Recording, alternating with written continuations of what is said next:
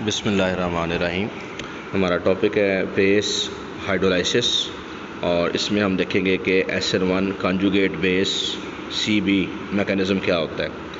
तो पहले हम लोग जो है वो इसके बारे में जान लेते हैं कि ये है क्या।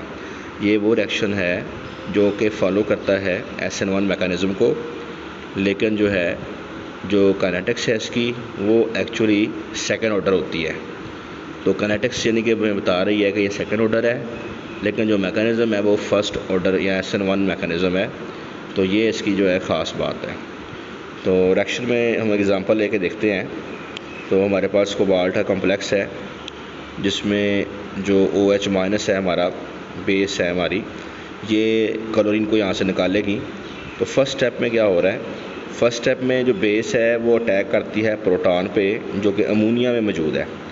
उसमें से एक प्रोटॉन निकाल के बन जाता है वाटर, और हमारे पास अमोनिया जो है 4 आ जाते हैं, और जिस अमोनिया में से हाइड्रोजन निकला है वो बन जाता है NH2। इसे हम कहते हैं जी कॉन्जुगेट बेस, क्योंकि यहाँ पे जो हमारा कॉम्प्लेक्स है फर्स्ट स्टेप में ये एक्ट कर रहा है एज एसिड, और इसने प्रोटॉन दिया है बेस को OH माइनस को। तो इसलिए हमने कहा कि भाई ये एसिड से बन गई हमारे पास फर्स्ट स्टेप में कॉन्जुगेट बेस। अब सेकंड स्टेप जो है इसमें क्या होगा, जो कि स्लो स्टेप है, रेट डिटरमाइनिंग स्टेप भी है। इसमें ये होगा कि हमारे पास जो है वो जो कॉन्जुगेट बेस है इसमें डिसोसिएशन होगी। क्लोरीन वाला जो बॉन्ड है कोबाल्ट से वो टूट जाएगा, क्लोराइड निकल जाएगा।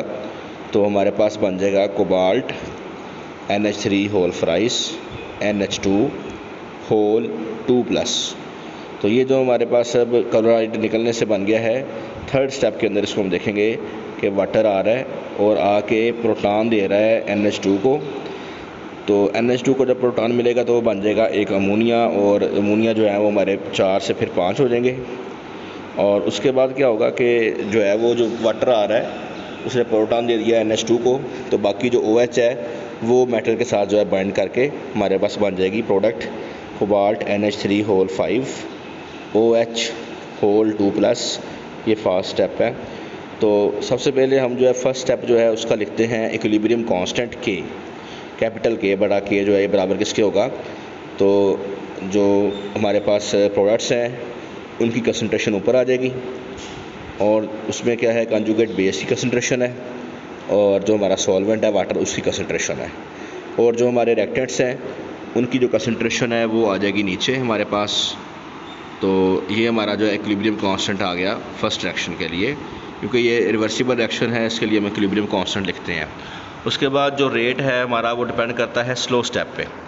सेकंड स्टेप जो है ये स्लो स्टेप है, तो इसमें जो रेट होगा वो डिपेंड करेगा rate is equal to K। अच्छा, यानी कि वो जो हमने इक्विलिब्रियम कांस्टेंट लिखा है उसको हम रीअरेंज कर लिया हमने, और उससे ना हमने कॉन्जुगेट बेस की जो कंसंट्रेशन है वो मालूम कर सकते हैं। तो कॉन्जुगेट बेस ऊपर है उसको उधर रहने देंगे, बाकी चीज़ें ले जाएंगे K की तरफ। तो जो नीचे थी हमारे पास रिएक्टेंट्स वो K से मल्टीप्लाई हो जाएंगे जाके, वाटर जो है ये जाके उधर डिवाइड हो जाएगा। तो इस तरह हमारे पास कंसंट्रेशन आ जाएगी कॉन्जुगेट बेस की। अब जो रेट है वो डिपेंड किस पे कर रहा है, rate is equal to K into conjugate base की कंसंट्रेशन के ऊपर, और कॉन्जुगेट बेस की जो कंसंट्रेशन है उसकी वैल्यू हमने ऊपर निकाली हुई है वो इस पर पुट कर देंगे। तो ये हो जाएगा rate is equal to K छोटा K जो कि रेट कांस्टेंट है, और बड़ा K जो कि इक्विलिब्रियम कांस्टेंट है, दोनों कांस्टेंट है, इनटू हमारे पास जो रिएक्टेंट्स हैं वो ऊपर आ जाएंगे और वाटर की कंसंट्रेशन नीचे आ जाएगी। तो K इंटू K को हम KB लिख देते हैं यहाँ पे, और हमारे पास जो है रेट डिपेंड कर रहा है जो हमारा रिएक्टेंट है इसकी कंसंट्रेशन के ऊपर डिपेंड कर रहा है CONH3 5Cl 2+, और दूसरी चीज़ जिस पे डिपेंड कर रहा है वो है OH माइनस आयन की कंसंट्रेशन। तो यानी कि इससे साबित हो गया, देखो यानी कि इस चीज़ को समझो कि जो इसका जो रेट है वो दोनों की जो है कंसंट्रेशन वो उसके ऊपर डिपेंड कर रहा है। दोनों की जो कंसंट्रेशन है it is raise to the power 1, तो 1+1 हो जाता है ऑर्डर ऑफ रिएक्शन 2। तो इसकी जो काइनेटिक्स है वो सेकेंड ऑर्डर काइनेटिक्स है, लेकिन जो इसका मैकेनिज़्म है वो SN1 है, क्योंकि आप देखो कि जो स्लो स्टेप है रेट डिटरमाइनिंग स्टेप है, स्टेप नंबर 2 है। इसके अंदर क्या हो रहा है कि जो कॉन्जुगेट बेस है उसका बॉन्ड जो है उसमें क्लोरीन का बॉन्ड टूट के क्लोरीन निकल रही है, यानी डिसोसिएशन हो रही है जो कि SN1 में होती है। तो यानी कि ये देखो इस लिहाज से ये SN1 जो होता है नॉर्मल उससे भी डिफरेंट हो गया, SN2 से भी डिफरेंट हो गया। क्योंकि SN1 जो होता है वो डिसोसिएशन होती है, लेकिन उसमें जो रेट होता है वो डिपेंड करता है only on the concentration of the reactant. Nucleophile की कंसनट्रेशन के ऊपर वो रेट डिपेंड नहीं कर रहा होता। ऐसे SN2 मैकेनिज्म में जो रेट होता है ना वो डिपेंड कर रहा होता है रिएक्टेंट की कंसनट्रेशन के ऊपर भी और न्यूक्लियोफाइल की कंसनट्रेशन के ऊपर भी। तो यहाँ पे भी ऐसे ही हो रहा है, दोनों के ऊपर रेट डिपेंड कर रहा है, लेकिन जो मैकेनिज्म है वो SN1 है। तो ये जो है एक अलग चीज़ हो गई, अनोखी चीज़ हो गई। अब कौन कौन से एविडेंस हैं जो कि इस मैकेनिज्म को सपोर्ट करते हैं कि भाई ये हो रहा है काम? तो कई एविडेंस हैं जिनमें से हम लोग जो है वो दो की बात करेंगे। पहला है if A complex does not have proton. अब लिगेंड के अंदर अगर प्रोटॉन ही नहीं है तो it should react slowly with OH-। अगर यानी कि OH- से हम रिएक्शन करवा रहे हैं, अगर तो कंजुगेट बेस बनेगी तो रिएक्शन फास्ट होगा, लेकिन उसके लिए चाहिए प्रोटॉन। तो अगर प्रोटॉन है ही नहीं तो फिर रिएक्शन स्लो होना चाहिए। जैसा कि हमारे पास ये कॉम्प्लेक्स है COCN5Br3-।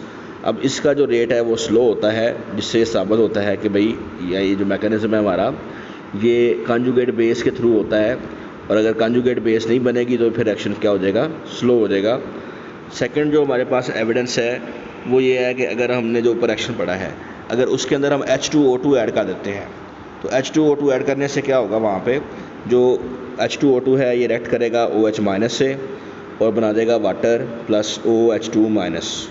तो इस तरह से ये कम कर देगा OH- आयन की जो कि न्यूक्लियोफाइल है, इसकी कंसनट्रेशन कम कर देगा। तो अब यहाँ पे अब देखो ज़रा कि वाटर और OH2- का जो है कंपैरिजन, जो OH2- है ये अच्छा न्यूक्लियोफाइल है एज़ कम्पेयर टू वाटर। तो अगर तो मतलब जो है वो ये मानते हैं हम कि न्यूक्लियोफाइल जो है उसका असर होता, न्यूक्लियोफाइल का यानी कि इसके ऊपर असर होता, तो फिर यानी कि अगर यानी कि हमारा रिएक्शन होता SN2, तो चूँकि हमने न्यूक्लियोफाइल स्ट्रॉन्ग कर दिया है OH2- बना के, HO2- बना के, तो रेट जो है वो बढ़ना चाहिए था, क्योंकि हमने न्यूक्लियोफाइल बेहतर कर दिया है H2O2 डाल के। लेकिन ऐसा है नहीं, SN2 मैकेनिज्म नहीं है, इसलिए जो है वो रेट जो है बढ़ता नहीं है, बल्कि क्या होता है उल्टा, रेट कम हो जाता है। रेट कम क्यों होता है, उसकी वजह क्या है कि भाई देखो हमने SN1 यानी कि मैकेनिज्म जो है वो SN1 कंजुगेट बेस है, यानी कि जो बेस यहाँ पे इन दोनों का कंपैरिजन करें, जो OH- है ये स्ट्रॉन्ग बेस, अगर इसको देखें हम तो ये स्ट्रॉन्ग बेस है एज़ कम्पेयर टू HO2-। तो चूँकि कंसनट्रेशन कम हो गई OH- की, तो कंसनट्रेशन कम होने से रेट कम हो गया। तो इसका मतलब है भाई कि ये जो हमारा मैकेनिज्म है ये फॉलो कर रहा है SN1 कंजुगेट बेस मैकेनिज्म को। तो ये हमारा जो है वो था फर्स्ट टॉपिक। अब सेकंड टॉपिक हमारा जो है वो जो हम बात कर रहे थे, इनेशन जो है ये टॉपिक नहीं है हमारा, ये यानी कि यहाँ पे वैसे लिखा हुआ है। तो हम लोग ना कल बात कर रहे थे कि हम लोगों ने बात की थी कि अगर हमारे पास जो है वो क्या असर होता है, यानी कि एक्वेशन रिएक्शन था, हमारा रिएक्शन था एक्वेशन जो कि इनेशन का उल्ट होता है। वहाँ पे हमने बात की थी भाई कि अगर हमारे पास सिज पोजीशन के ऊपर अगर कोई पाई डोनर लिगेंड है, तो सिज पोजीशन के ऊपर अगर वो मौजूद है ऑफ लीविंग ग्रुप, तो रेट इंक्रीज़ कर देता है। ये हमने कल बात की थी। तो आज जो है वो क्या है कि अगर हमारे पास जो है वो जो लीविंग लिगेंड है उसके साथ ट्रांस पोजीशन के ऊपर कोई पाई एक्सेप्टर लिगेंड है, ठीक है, वो था पाई डोनर, ये है पाई एक्सेप्टर लिगेंड, यानी NO2। इसकी मिसाल भी हम देते हैं अभी, फिर क्लियर हो जाएगा। NO2- मौजूद है, साइनाइड मौजूद है, तो इससे क्या होगा, it favours the associative mechanism या एसोसिएटिव एक्टिवेशन, जिसे हम कहते हैं ना इंटरचेंज एसोसिएटिव, वो वाला मैकेनिज़्म फॉलो होगा। तो देखें, अगर हमारे पास ट्रांस आइसोमर है जिसमें लीविंग ग्रुप और जो हमारा लिगेंड है पाई एक्सेप्टर लिगेंड, नॉन लिविंग जिसे हम कहते हैं नॉन लिविंग ग्रुप, जो जिसको हम L से ज़ाहिर कर रहे हैं, ये पाई एक्सेप्टर लिगेंड है जो कि मौजूद रहेगा। इसका असर हम देख रहे हैं, ये मौजूद है एट द ट्रांस पोजीशन। तो ये क्या होगा, ये रिएक्ट फास्ट करेगा देन द सिस आइसोमर, यानी कल वाले का ये उल्ट हो गया। और फिर दूसरी चीज़ क्या है, there is 100% retention of stereochemical configuration for both the cis and trans isomer. इस केस में क्या है, 100% रिटेंशन है केमिकल कॉन्फ़िगरेशन की। तो हम समझते हैं इसको कि कैसे है ये, यानी यहाँ पे एसोसिएटिव एक्टिवेशन कैसे होती है। तो देखो कि X जो है वो हमारा लीविंग ग्रुप है, कोबाल्ट का कॉम्प्लेक्स है, X हमारा क्या है, लीविंग ग्रुप। इससे निकलना है और L जो है ये हमारा पाई एक्सेप्टर लिगेंड है, जो कि NO2 माइनस भी हो सकता है और CN माइनस भी हो सकता है फॉर एग्ज़ाम्पल। तो चूँकि ये पाई एक्सेप्टर है तो ये क्या करेगा, ये मेटल के जो इलेक्ट्रॉन्स हैं वो ले लेगा। जो हमारा पाई एक्सेप्टर लिगेंड है ये उन लोन पेयर्स को जो है वो अपने ऑर्बिटल्स के अंदर जो है वो रिसीव कर लेगा। तो जब ये लोन पेयर्स लेगा तो मेटल जो है उसके ऊपर जो है वो न्यूक्लियोफाइल का जो अटैक है, क्योंकि उसके ऊपर पॉजिटिव चार्ज क्रिएट होगा इससे, तो न्यूक्लियोफाइल का जो अटैक है वो बढ़ जाएगा, ज़्यादा हो जाएगा, और जो लीविंग ग्रुप है वहाँ से आसानी से जो है निकल जाएगा।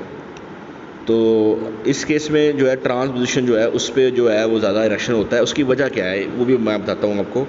तो पहले ये एग्जांपल देके मैंने समझाया है कि देखो अगर हमारे पास साइनाइड मौजूद है तो क्या होगा, फॉर एग्जांपल कोबाल्ट के पास जो इलेक्ट्रॉन्स मौजूद होते हैं डी ऑर्बिटल के अंदर, T2G ऑर्बिटल के अंदर जो है वो फिल्ड होता है, वहाँ से इलेक्ट्रॉन ट्रांसफ़र हो जाएंगे और जो है डबल बॉन्ड बन जाएगा कोबाल्ट और कार्बन के दरमियान, और आगे फिर वो साइनाइड के दरमियान ट्रिपल बॉन्ड था, तो वो पाई जो बॉन्ड है उसके इलेक्ट्रॉन नाइट्रोजन के ऊपर शिफ्ट हो गए हैं। तो ऐसे ही सेकंड एग्जांपल में अगर नाइट्रो ग्रुप हमारे पास मौजूद है, NO2 मौजूद है, तो भी क्या होगा कि कोबाल्ट जो है उसके इलेक्ट्रॉन शिफ्ट होंगे, नाइट्रोजन के साथ डबल बॉन्ड बन जाएगा, और आगे जो डबल बॉन्ड है ऑक्सीजन और नाइट्रोजन के दरमियान पाई बॉन्ड है वो उसके इलेक्ट्रॉन पाई बॉन्ड के शिफ्ट हो जाएंगे आगे, इसे हम रेजोनेंस भी कह सकते हैं यहाँ पे। तो ट्रांस आइसोमर में क्या होता है, जो इलेक्ट्रॉन्स होते हैं वो शिफ्ट हो जाते हैं, मेटल से चले जाते हैं हमारे पास लिगेंड के पास। तो ट्रांस जो है अगर हमारे पास मौजूद है तो जो इलेक्ट्रॉन डेंसिटी होती है ना वो होती है अलोंग दी एक्सिस। ट्रांस के केस में जो ऑक्टाहेड्रॉन जो होते हैं उसके फेसेस होते हैं दोनों फेसेस पे वो इलेक्ट्रॉन डेंसिटी कम हो जाती है, जिसकी वजह से जो है वो जो लिविंग ग्रुप के बिल्कुल साथ होता है, यानी कि फेसेस जो होते हैं ना वो लिविंग ग्रुप और हमारा लिगेंड ये है ट्रांस, और जो इनके मतलब लिविंग ग्रुप के साथ जो एडजेसेंट कह लें ऑक्टाहेड्रॉन के फेसेस हैं वहाँ पे इलेक्ट्रॉन डेंसिटी जो है वो कम हो जाती है, तो न्यूक्लियोफाइल का अटैक करना इजी हो जाता है इस तरह से। तो ट्रांस पोजीशन पे अगर ये होगा हमारा पाई एक्सेप्टर लिगेंड तो रेट जो है वो इंक्रीज़ कर जाएगा एक्वेशन के केस में। तो होता क्या है, यानी कि मैं दोबारा बताता हूँ कि जो फिल्ड T2G ऑर्बिटल होते हैं मेटल के ऊपर, इनके इलेक्ट्रॉन्स जो होते हैं they are pushed into vacant orbitals of NO2 minus और CN माइनस। तो यहाँ पे जो इलेक्ट्रॉन्स होते हैं वो NO2 माइनस और CN माइनस जो है इसके अंदर पुश हो जाते हैं। तो ये था हमारा और इनऑर्गेनिक का लेक्चर जो कंप्लीट हो गया। तो इसको मैं ग्रुप में सेंड कर दूँगा आप लोगों के लिए। आप लोग जो है वो अगर कल नहीं आएंगे तो फिर लेक्चर जो है कल भी आपको जो है वो ऑनलाइन मिल जाएगा इंशाल्लाह।